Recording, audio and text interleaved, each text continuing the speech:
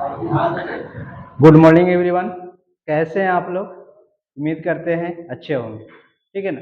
पिछली क्लास में चलते हैं पढ़ाई की ओर, तो देखते हैं कि पिछली क्लास में हम लोग क्या पढ़ रहे थे कि हिमालय और ट्रांस हिमालय की उत्पत्ति हो गई थी। ठीक है ना।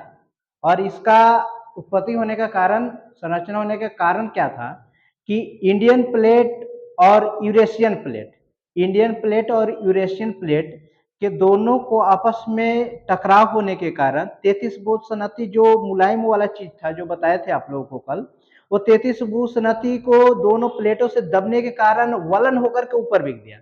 और यही वलन ऊपर होकर के कौन सा पर्वत का निर्माण किया गया? ट्रांस हिमालय और हिमालय का। ठीक है ना। इसीलिए हम लोग पढ़ते हैं कि नवीनतम वलित पर्वत हिमालय एक उदाहरण है नवीनतम वलित पर्वत का। क्यों वलित का मतलब? क्योंकि दोनों प्लेट होकर के टकराया तो वलित होकर के ऊपर 33 भूसनती उठ गई, उसी से उसका हिमालय का निर्माण हुआ और ट्रांस हिमालय का। ठीक है। तो आज हम लोग बेसिकल की जो देखेंगे वो ट्रांस हिमालय का पार्ट देखेंगे। ठीक है ना। ऊपर में सबसे ट्रांस हिमालय है, और टॉपिक जो आप हम लोगों का आज जो स्टार्ट होगा वो पहला टॉपिक यहाँ नहीं लिख पाए, लिख देते हैं। पहला टॉपिक जो है भारत का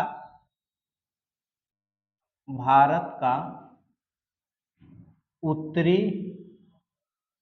पर्वत तंत्र। ठीक है ना।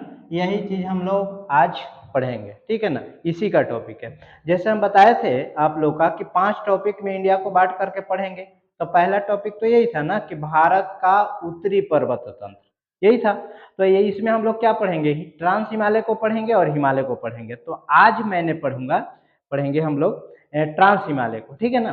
तो आज ट्रांस हिमालय को पढ़ेंगे। तो चलिए देखिए ध्यान से, और ट्रांस हिमालय को हम लोग पढ़ते हैं। देखिए ये ट्रांस हिमालय। तो ट्रांस हिमालय में देखिए तो ऊपरी सबसे पहले क्या है? काराकोरम है।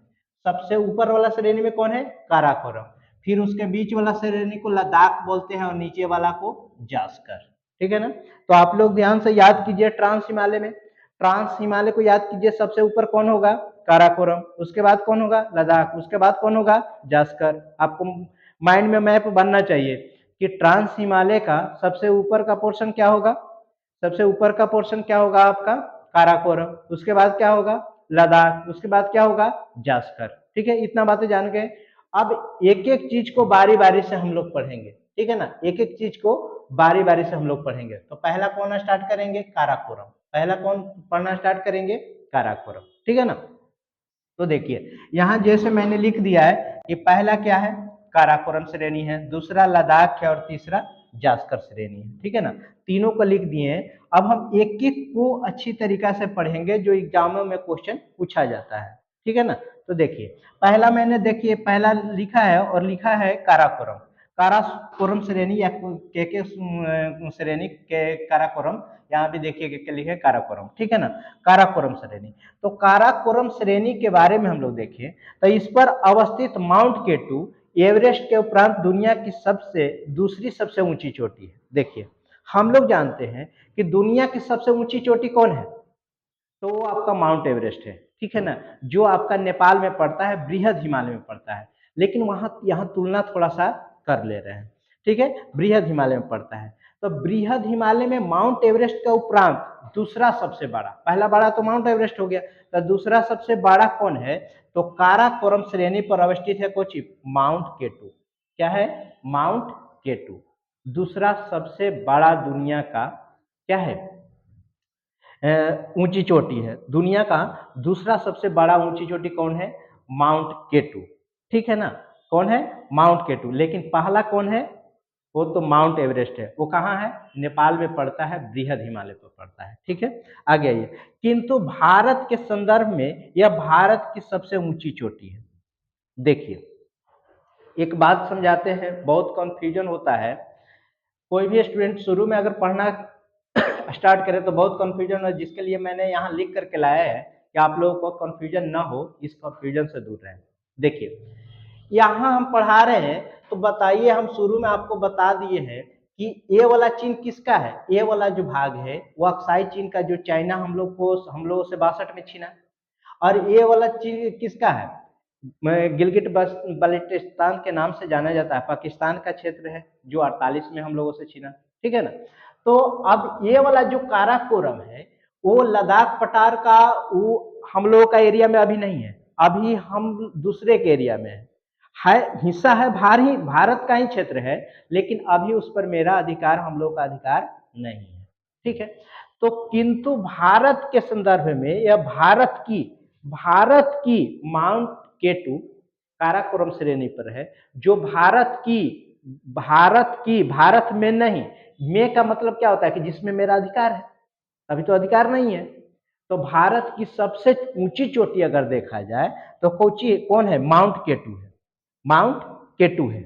लेकिन अगर यही भारत में देखा जाए अभी प्रेजेंट में, तो वो आपका कंचनजंगा है। देखिए यहाँ अब थोड़ा सा रिलेट कंचनजंगा है, जिसका ऊंचाई 8586 मीटर है, सिक्किम में अवस्थित है। कंचनजंगा बृहद हिमालय पर है, जो आपका भारत में है। तो अभी वर्तमान में जो स्थित है सबसे ऊंची चोटी भारत में, वो कंचनजंगा है, जो सिक्किम राज्य में है। ठीक है ना। लेकिन भारत के सबसे ऊंची चोटी माउंट केटू, लेकिन दुनिया की सबसे ऊंची चोटी कौन, माउंट एवरेस्ट, जो नेपाल में है। तीनों का कॉन्सेप्ट समझ में आया। तीनों का लंबाई देख लीजिए। माउंट एवरेस्ट का अगर देखिएगा तो कहीं 88-49 मीटर देगा, 8849 मीटर, या कहीं कहीं 8850 मीटर भी देगा, तो दोनों सही है। ठीक है ना। हम बताएं कि इंडियन प्लेट और यूरेशियन प्लेट जैसे जैसे प्रेशर हो रहा है तो इसकी ऊंचाई बढ़ रही है। ठीक है। तो पहले 8848 था, फिर 49 हुआ, फिर 50 हुआ। ठीक है ना। तो कहीं कहीं ये वेराइटी मिल जाएगा आप लोगों का, कहीं 48, 49, 50 मिलेगा, तो इसे कंफ्यूज नहीं होना है, थोड़ा सा लंबाई बढ़ते रहता है। ठीक है ना, ऊंचाई बढ़ते रहता है। अब देखिए केटू है, तो केटू भारत के है, भारत में नहीं है, क्योंकि अभी जो यहाँ काराकोरम पर मेरा तो अधिकार है नहीं, तो भारत के है, भारत में नहीं है। तो दो तरीका से पूछेगा, भारत की सबसे ऊंची चोटी तो माउंट केटू, भारत में सबसे ऊंची चोटी तो कंचनजंगा। ठीक है ना। और दुनिया की सबसे ऊंची चोटी तो माउंट एवरेस्ट। ठीक है ना। तीनों की ऊंचाई देख लीजिए, 88, 49, 50 भी है, और 86-11 मीटर है माउंट केटू का, और 85-86 है कंचनजंगा का। ठीक है ना। यहाँ से कंफ्यूजन दूर हुआ कि भारत में कौन सबसे ऊंची चोटी है, भारत के कौन सबसे ऊंची चोटी है, और दुनिया की सबसे ऊंची चोटी कौन है। तीनों कंफ्यूजन दूर हुआ। चलिए आगे चलते हैं। इसे गॉडविन ऑस्टिन भी कहते हैं। देखिए काराकोरम में जो माउंट एवरेस्ट प्राप्त हुआ है उसको हम लोग गॉडविन ऑस्टिन के नाम से भी जानते हैं। क्यों जानते हैं, क्योंकि गॉडविन ऑस्टिन ने ही माउंट केटू की खोज की थी, इसीलिए इसका नाम भी गॉडविन ऑस्टिन के नाम पर पड़ा। ठीक है ना, क्योंकि गॉडविन ऑस्टिन ने इसे खोजा था। आगे चलते हैं। यहाँ कुछ हिमानियां अवस्थित है। देखिए काराकोरम श्रेणी में ऊपर वाला श्रेणी जो काराकोरम है ट्रांस हिमालय के, वहां कुछ हिमानियां हैं, यानी कुछ बर्फ का जमाव भी पाया जाता है। ठीक है ना, बर्फ का चट्टान गोला वगैरह पाए जाते हैं, हिमानिया पाया जाता है। ठीक है। जैसे कुछ हिमानियों को हम लोग नाम देखें तो नुब्रा घाटी, कौन सा घाटी, नुब्रा घाटी में, ये याद रखिएगा, ये आपको एनी टाइम याद होना चाहिए, ये एग्जाम के लिए इंपॉर्टेंट है। जैसे नुब्रा घाटी में सियाचिन है, आप लोग नाम सुने ही होइएगा। नुब्रा घाटी में कौन सा है, सियाचिन। उसके बाद उंजा घाटी में क्या है, हिस्पार एवं बटूरा है। कुछ हिमानिया है, हिस्पार एवं बटूरा। हुंजा घाटी में कौन सा है, हिस्पार एवं बटूरा। लेकिन आगे सिगार घाटी में बाल्टेरो बियाफो, बाल्टेरो बियाफो, कौन सा घाटी में, सिगार घाटी में बाल्टेरो बियाफो है। ठीक है ना।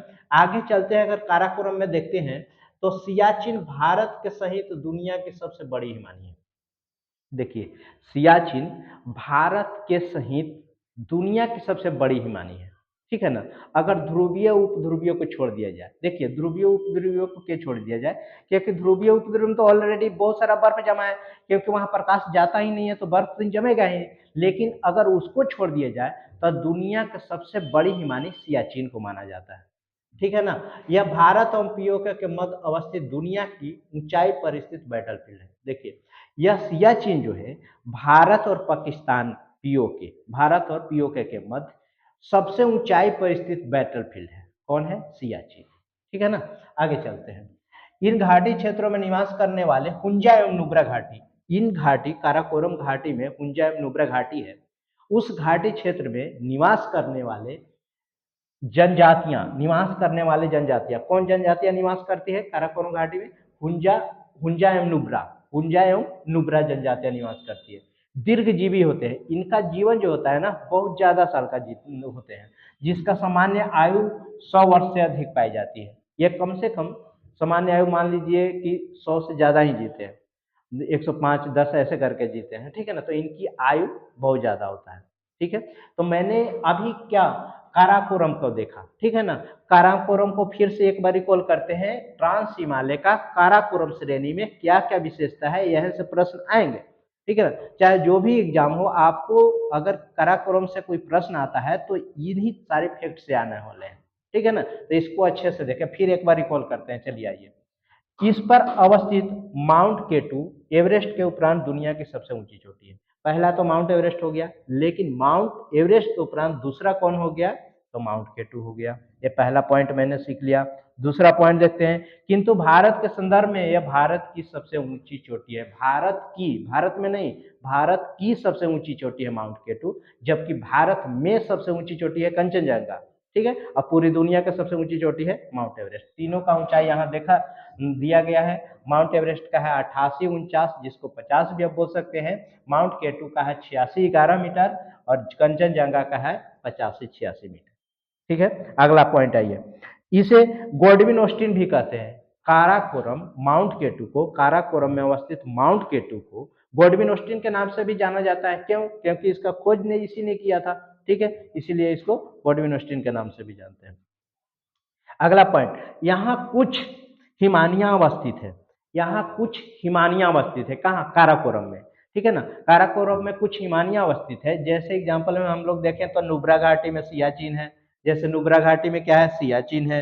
हुंजा घाटी में क्या है? इस्पार एवं बटूरा है। उसके बाद सिगार घाटी में क्या है? बाल्टेरो व्यापो है। सिगार घाटी में क्या है? बाल्टेरो व्यापो है, ठीक है।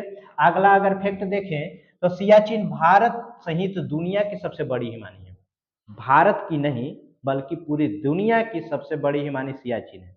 अगर ध्रुवीय उपध्रुवीय क्षेत्रों को छोड़ दे तो, क्योंकि वहां तो प्रकाश ही नहीं जाता है, तो उसको काउंट करें। चलिए अगला पॉइंट देखिए, यह भारत एवं पीओके, यह कहाँ है सियाचिन? भारत एवं पीओके के मध्य, भारत एवं पीओके के मध्य अवस्थित, ठीक है ना। यह भारत एवं पीओके के मध्य अवस्थित, ठीक है। अगला आइए, यहाँ बैटरफील्ड अवस्थित है। चलिए, इन घाटी क्षेत्रों में निवास करने वाले कौन? काराकोरम घाटी क्षेत्रों में निवास करने वाले हुंजा एवं नुब्रा, कौन सा जनजाति? हुंजा, हुंजा एवं नुब्रा, कौन सा जनजाति? हुंजा एवं नुब्रा जनजाति दीर्घजीवी होते हैं, जिनका सामान्य आयु कितना होता है? 100 साल से ज्यादा होता है। कौन कौन जाति? हुंजा और नुब्रा, ठीक है ना। हुंजा और नुब्रा जाति जनजाति दीर्घजीवी होते हैं, ठीक है ना। और वे क्या होते हैं? उनका सामान्य जो आयु होता है 100 वर्ष से ज्यादा होता है, ठीक है। तो इतना फैक्ट आप लोग काराकोरम से याद रखिएगा, ठीक है ना। काराकोरम के बारे में अगर इतना फैक्ट याद रहेगा तो आप लोगों को कोई ऐसा एग्जाम नहीं है इससे आउट पूछा जाएगा, ठीक है ना। जहां तक संभव है यूपीएससी लेवल तक मैं कंटेंट डाल रहा हूँ, ठीक है ना। आप लोग देख लीजिएगा, एक बार प्रीवियस ईयर क्वेश्चन भी सोल्व कीजिएगा। बहुत कम ही उम्मीद है कि आपको क्वेश्चन छूटने की उम्मीद रहेगी, ठीक है ना। जैसे 90% 95% क्वेश्चन सोल्व ही हो जाएगा, ठीक है। आगे चलते हैं। दूसरा मैंने देखा कि दूसरा ट्रांस हिमालय में अब दूसरा पढ़ेंगे तो इसका कौन सा है? लद्दाख है। कौन सा है? लद्दाख है। क्योंकि पहला क्या था? काराकोरम मैंने पढ़ लिया, दूसरा लद्दाख है, तीसरा जास्कर है, तब हम लद्दाख पढ़ेंगे, ठीक है ना। ट्रांस हिमालय का दूसरा श्रेणी क्या पढ़ेंगे? लद्दाख पढ़ेंगे। आइए देखिए, लद्दाख श्रेणी को कैलाश रेंज के भी नाम से जानते हैं, ठीक है। लद्दाख श्रेणी को, ट्रांस हिमालय के लद्दाख श्रेणी को कैलाश रेंज के भी नाम से जानते हैं, ठीक है ना। अब देखिए इसके बारे में कुछ क्या है। ट्रांस हिमालय की मध्यवर्ती श्रेणी जिसका विस्तार तिब्बत में कैलाश श्रेणी के नाम से जाना जाता है।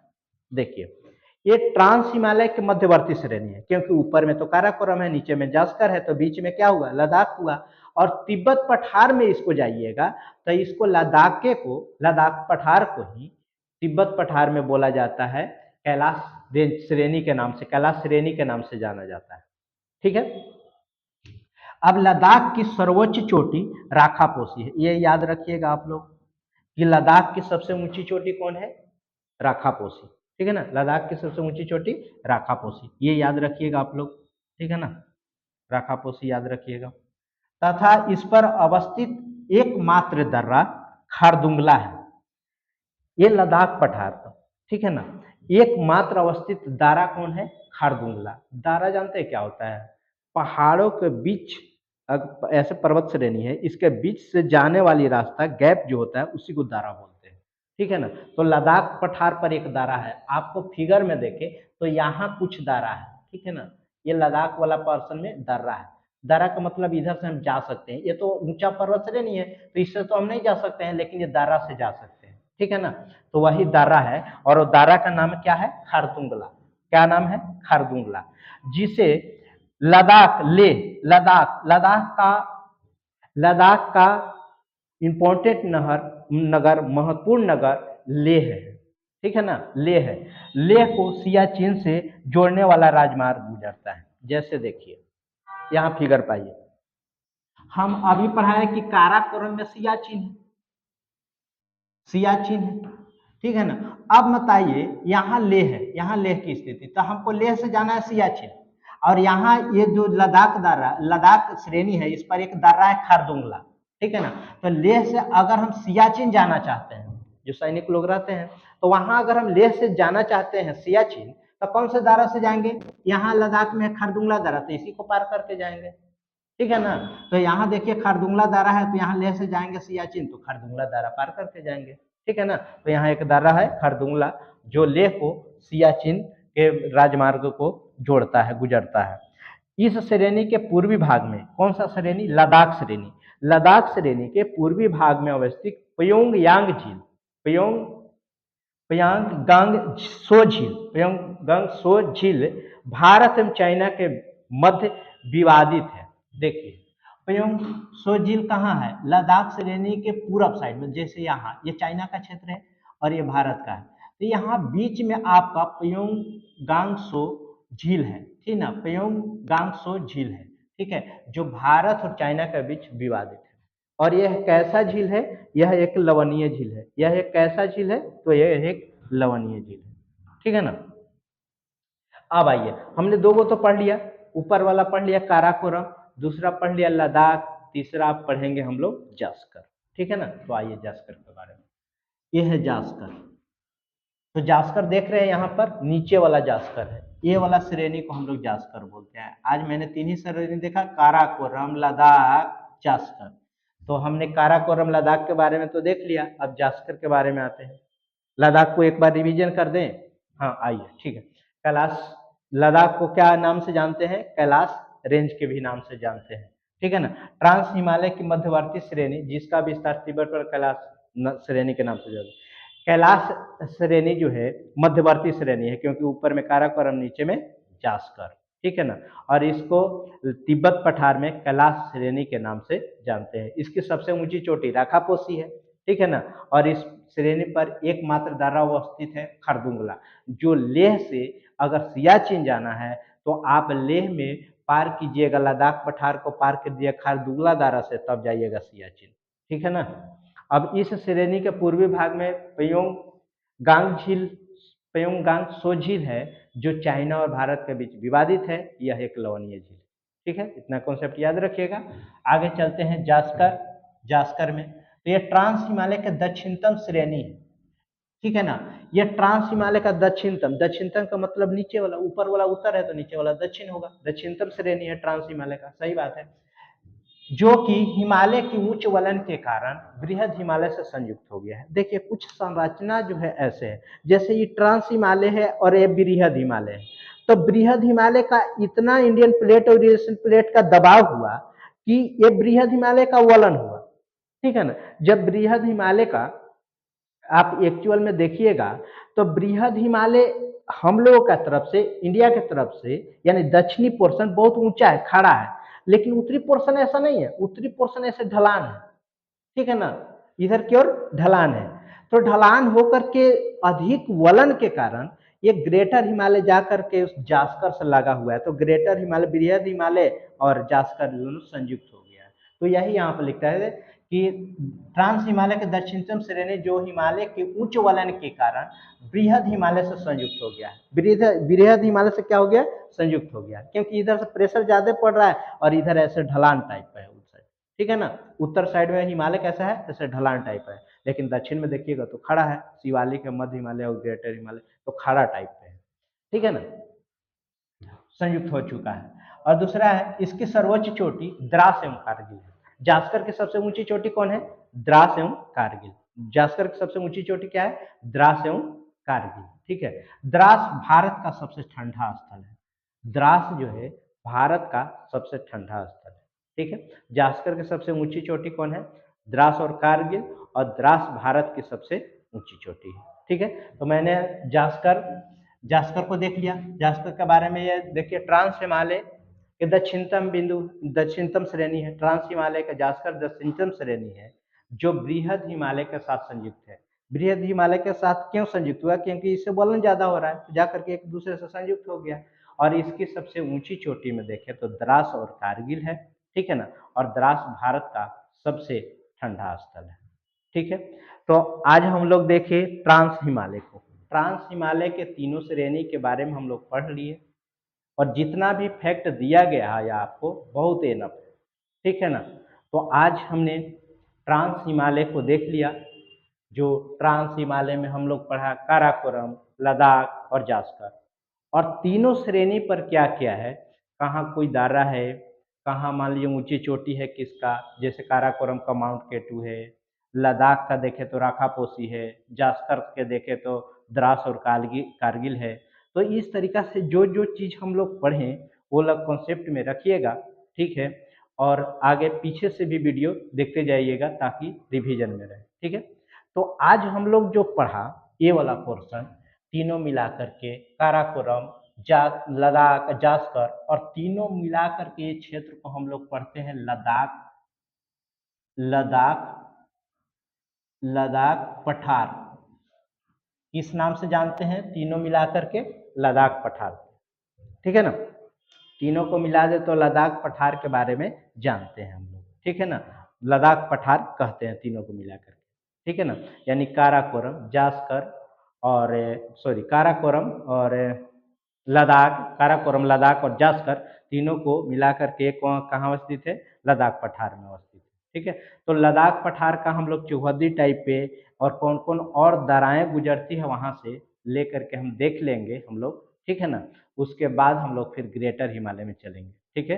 और ग्रेटर हिमालय के जैसे ये आपका ट्रांस हिमालय पढ़े उसी तरीका से बृहद हिमालय, मध्य हिमालय और शिवालिक को बारी बारी से एक एक चीज़ को पढ़ेंगे, ठीक है ना।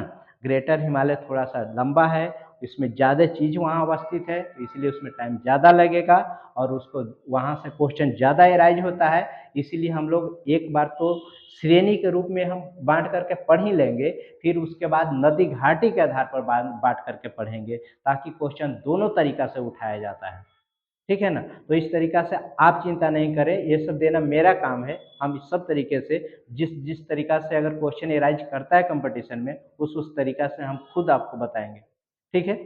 तो आपसे ऐसे ही कंटिन्यू वीडियो आते रहेगा और आपसे अनुरोध है कि आप थोड़ा शेयर करेंगे, ठीक है ना। शेयर करेंगे तो जितना जल्दी मोनेटाइज हो सके तो हम लाइव आएंगे, ठीक है ना। लाइव आने का कुछ अलग ही अथी है, ठीक है ना। लाइव आएंगे तो आप लोग यहाँ सामने रहिएगा, ठीक है, जुड़िएगा। और जुड़ने के बाद आपका जो कमेंट होगा चाहे प्रॉब्लम होगा तो वहाँ हम देखेंगे, ठीक है ना, कि क्या हो रहा है आप लोगों का परेशानी, ठीक है। तो आप लोग ये कोशिश कीजिए कि ज़्यादा से ज़्यादा शेयर कीजिए वीडियो को, ठीक है ना। तो आज यहीं तक रखते हैं, आप लोग पढ़ाई करते रहें, ठीक है। तो आज यहीं तक, फिर कल मिलते हैं नेक्स्ट वीडियो में, ठीक है। ओके, जय हिंद, जय भारत।